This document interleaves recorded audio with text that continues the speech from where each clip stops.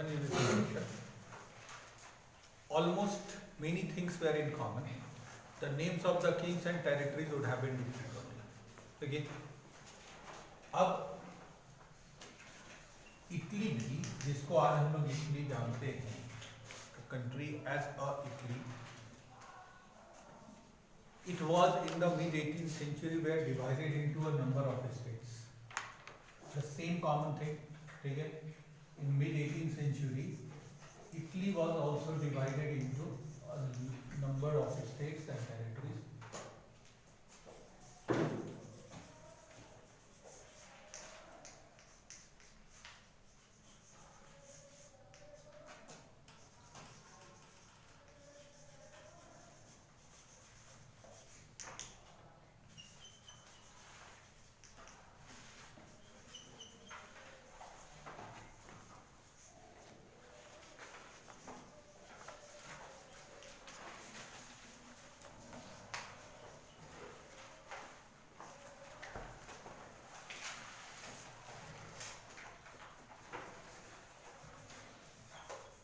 Each under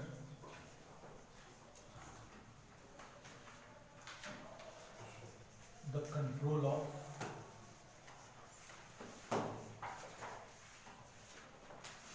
autonomous leaders.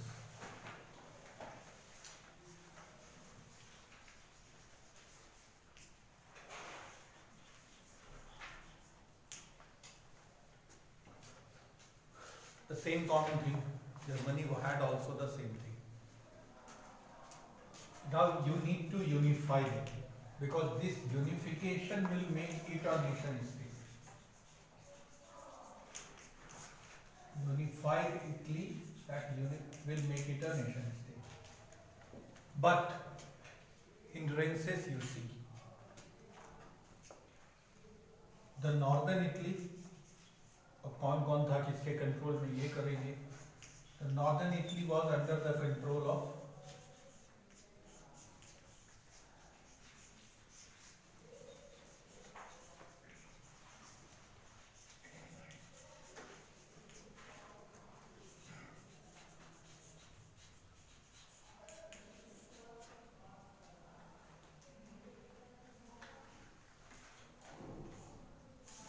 Austria में एक ruler होता है, Austrian. Which dynasty was there in Austria? Habsburg dynasty.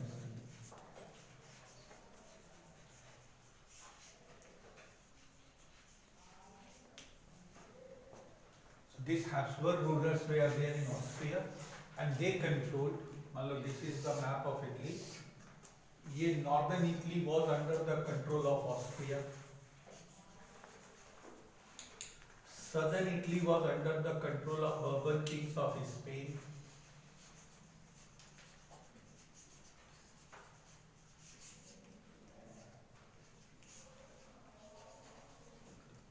और ये जो सेंट्रल इटली था, जो रोम जिसको कह रहे हैं, was ruled by a papal state.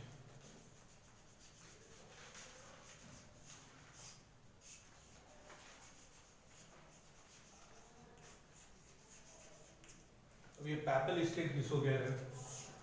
Papal state, the term papal state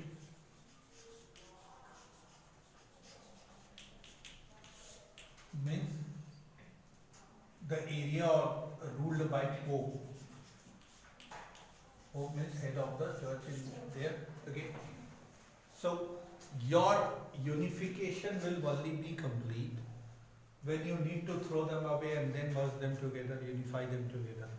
So just inscribe in your mind this map. This map will help you just construct, frame the literature. You see, in the 18th century, it were divided into a lot of states, each under the control of a different autonomous rulers. Austria का Habsburg था, तो Spain का Bourbon था, इसके पास autonomous में self, they were all under their own respective controls. The only area that was called Sardinia Piedmont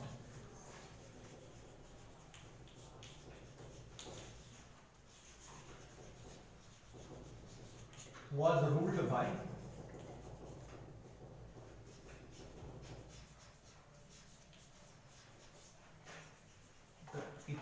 Austrian princely house.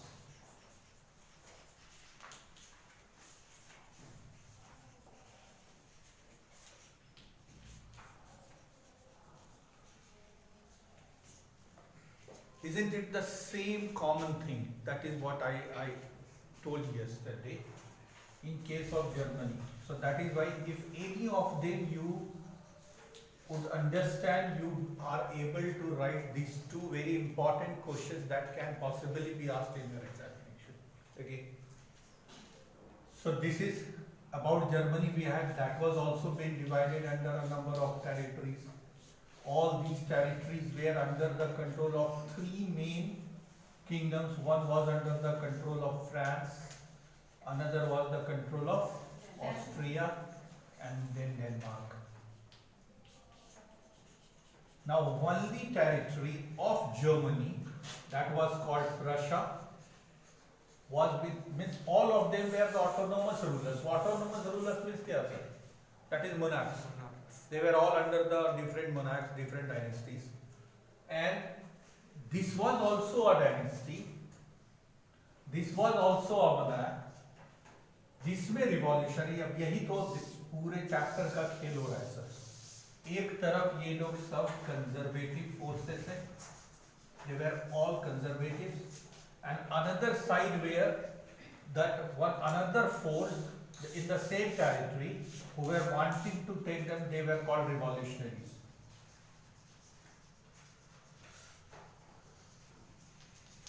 And when revolutionaries were coming on the fort, they had to subjugate. When they were dominating, the revolutionary has to go into the hideout. In 1848, in case of Germany we are talking about, okay? In 1848, the another point that you have told, this is a liberal initiative. This is what in the morning we were discussing about. That liberal initiative means who were liberals? These revolutionaries. So whether you call them the freedom fighters, nationalists, liberals, they were all been talking about. We are all talking about those liberals. Liberals against conservatives. There are the two main forces are there. One is liberal, another is conservative. Those who want the democracy, what are the liberals' demand or the intention? That is liberal. Politically it is stood for freedom of individual, representative government or constitution, equality before the law. That is all democratic features. So to put it simple, they were all talking about democracy. So the revolutionaries wanted the democratic way, and this is conservatives wanted the monarchy to be surfaced, to be established, to be resurfaced if thrown away. Okay, that was the seesaw was going on between revolutionaries and conservatives. In 1848 Germany, that is through the Frankfurt Parliament, they wanted to do, who were they? These revolutionaries. Who they belong to, which class they belong to? Liberal, educated, middle class. Okay, so these people took one initiative exactly on the line. This is what the inspiration is all about. I want to come top in my examination. Then I also followed the feet of preparation as my senior who topped the examination did. So in France there was one example where the liberals in France, who were called nationalists, who were they? They were the middle class people who participated or represented through that third state in France. Yesterday we were talking about. So then they formed the National Assembly in France. And in National Assembly, what was the main task of the National Assembly? To make constitution. There they made constitution. Where sir? In Paris, there in a indoor stadium called tennis court. Okay, there they made the constitution and then given the offered that power to the contemporary king of France, that is Louis XVI.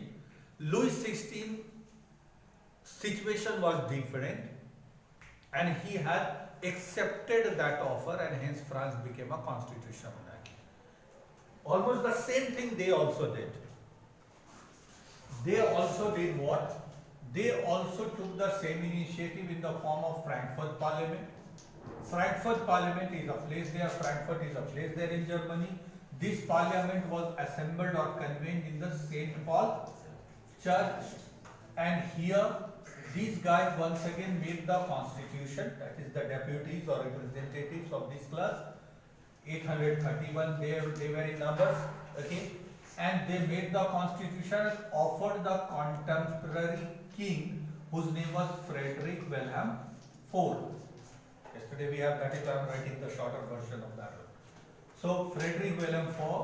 Now almost the same thing. Here they made the constitution and offered Louis XVI in France. Here they made the constitution and offered Frederick William IV in Germany. So you may ask the question that, sir, why not they have offered these things to these guys? Because these guys were all outsiders.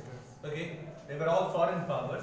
The only Persian, the territory of Prussia, was being ruled by a German-born or Germany-born monarch, that is Frederick William IV.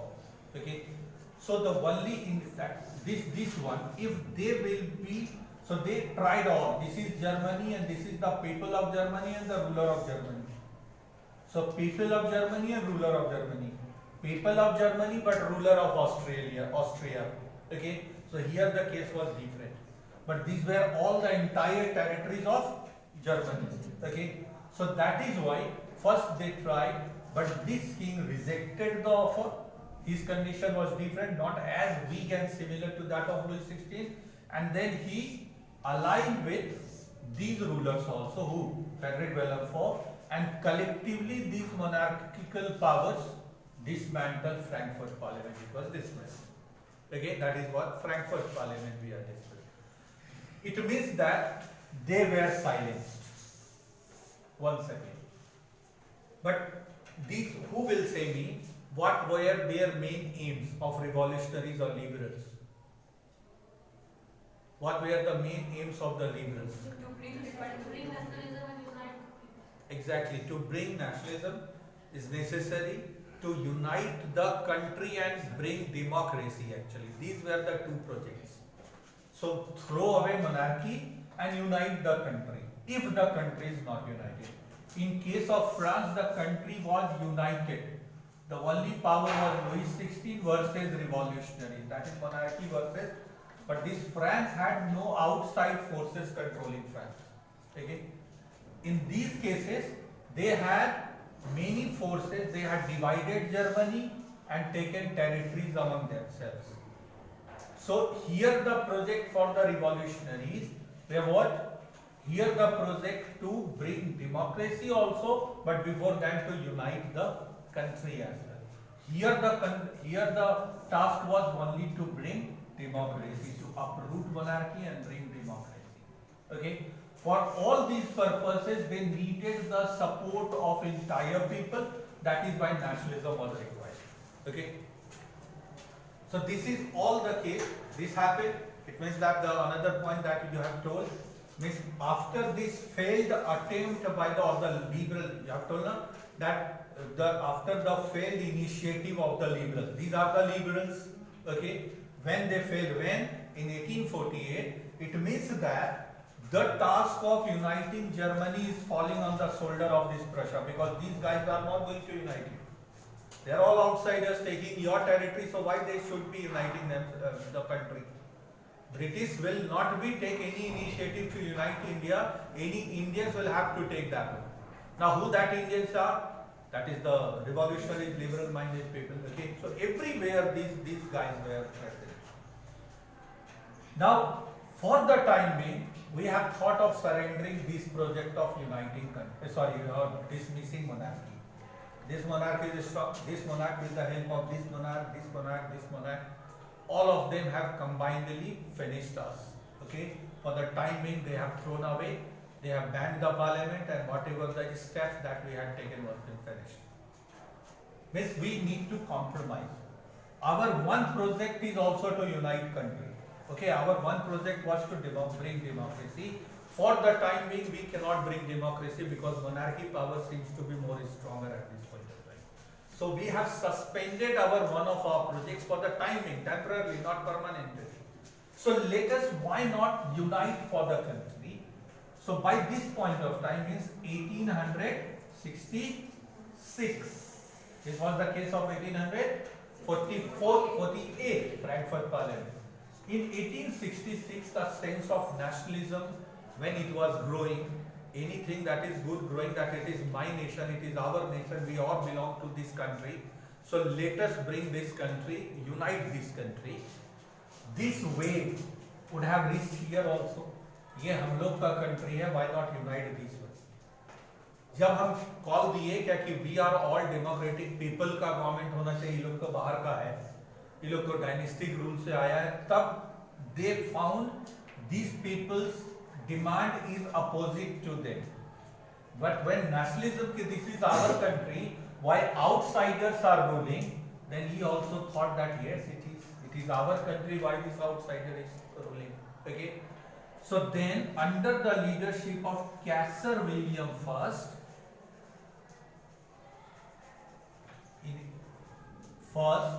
and his prime minister, his chief minister Otto von Bismarck, very intelligent person.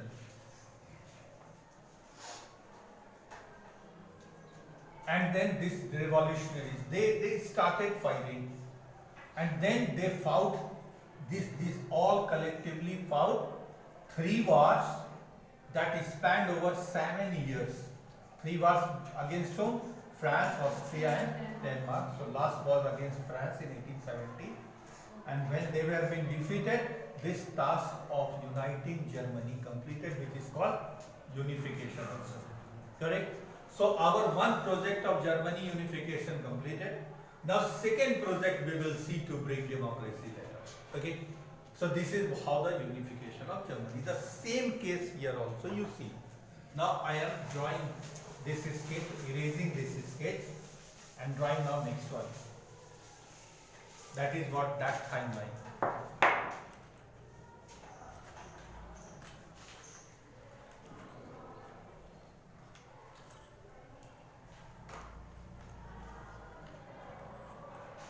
Okay. Now replace this one with Italy. This is Italy, entire Italy. But in the mid-18th century, Italy was divided into a lot of territories. In fact, 7 important regions were there in Italy, of which northern Italy, this is northern part, was under the control of Austrian kings. Austria's Habsburg rulers were there. Habsburgs were the rulers of the dynasty. Southern Italy was under the control of Spain, where the Bourbon kings, that is of which Louis XVI belonged, kings were ruling. And northern Italy was being ruled by the Pope, that is what? Papal state. And only one region, that was called Sardinia Piedmont, okay, that was being ruled by Italian. Means you see all the outsiders, isn't it the same? So unless all these pieces of territories are not merged into one, the task of unification will not be complete. Okay, who will take the initiative? They are not going to take it because they are all outsiders enjoying the territory of others. Wherever, whosoever is going to take the initiative is either revolutionaries who want to bring the change with the 2 projects of uniting Italy and then bringing republic or democracy, whatever. So one such revolutionary, Italian revolutionary was, name one. There were many revolutionaries there in Italy also wanting for the unification of Italy and bringing of democracy, throwing away monarchy. One such Italian revolutionary was Giuseppe Mazzini. Correct, very correct. So this person belonged to that revolutionary class.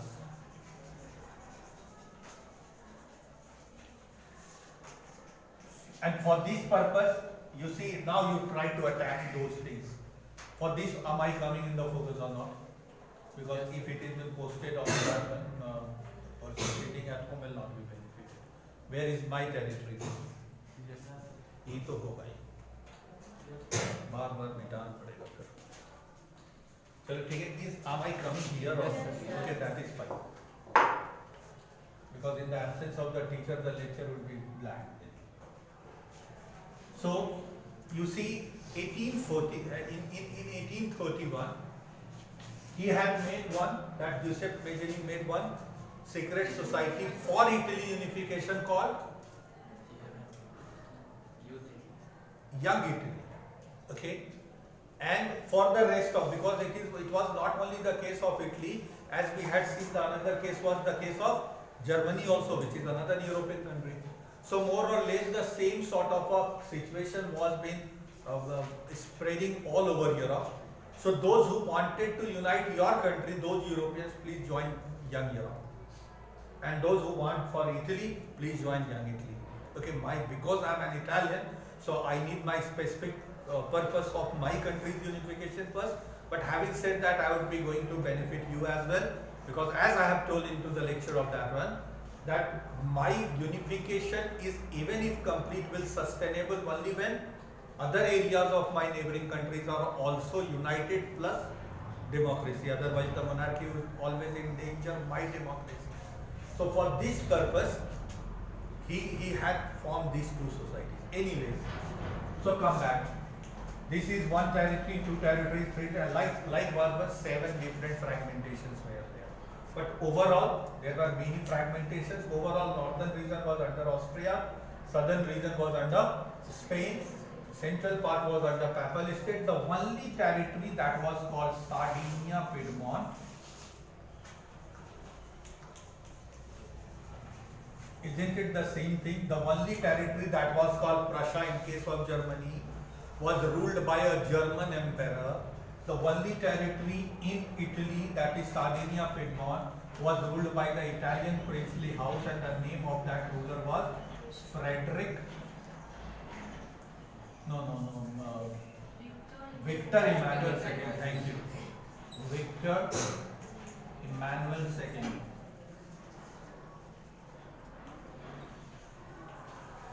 And the role played by Otto von Bismarck in the case of Germany, that is, Prussia took initiative, here Sardinia Piedmont will take the leadership of uniting Germany. Italy. In order to unite Italy, they have to fight wars. And these wars needed to be fought against Austria, against Rome, against Spain also. Okay? So this Victor Emmanuel II's chief minister, his name was Count Cavour.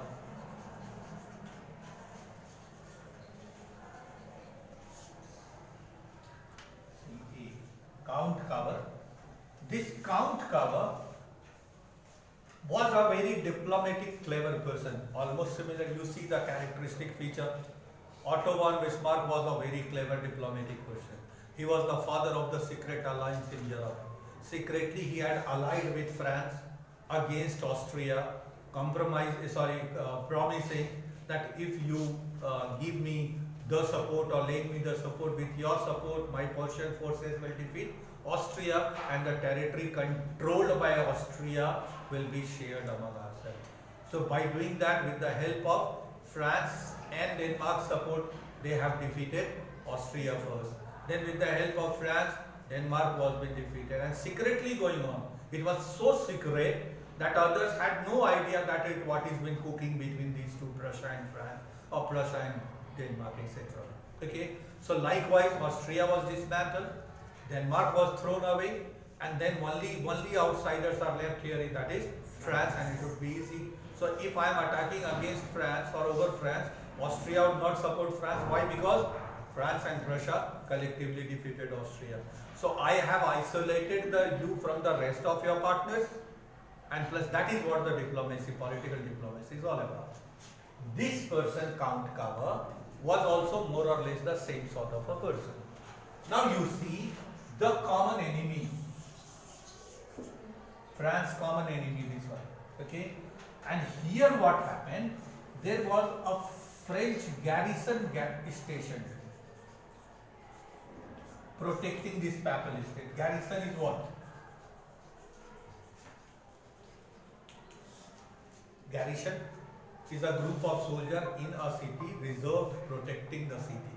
Okay, so the city of Rome was being protected by the troop of French troops, at this point of time. So the France was present there, though not controlling the territory, but in a sense was controlling the territory. It was helping the Papal State, and for that help, French troops were here stationed at this point of time.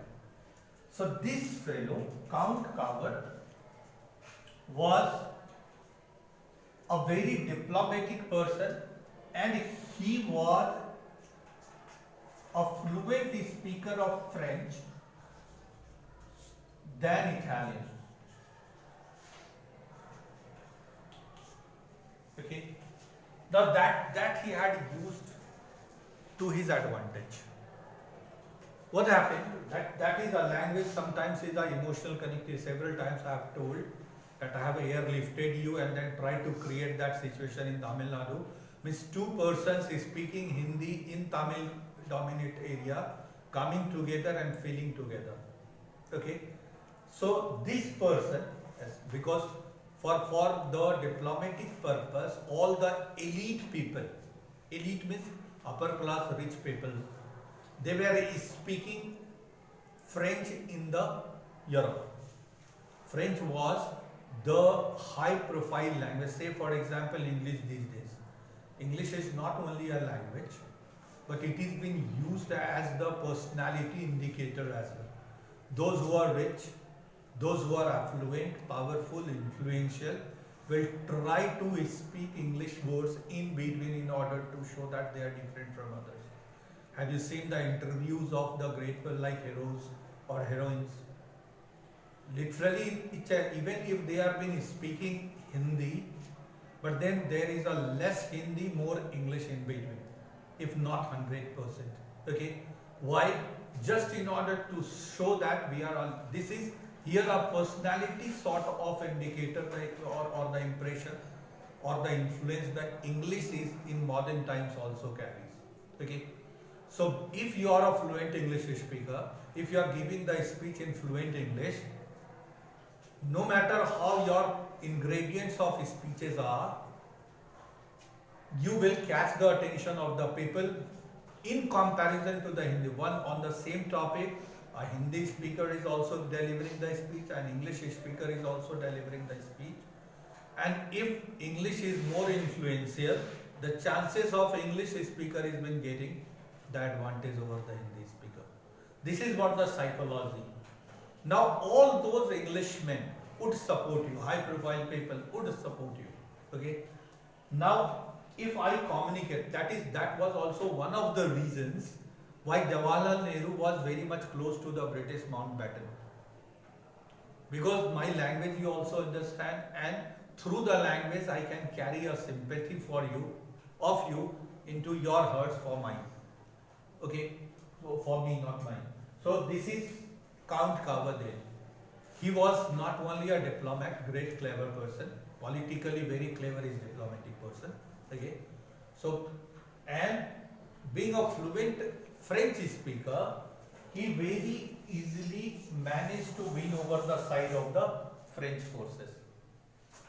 So Sardinia, Piedmont's army plus French army managed to defeat Austrian forces in 1859. They have attacked over Austria in 1859. Correct me if I am telling wrong the year, may be possible, but I think it is correct. Okay, so you see the combined one. This force, Sardinia, Piedmont, then this force, French, attacked, and then this portion is being freed.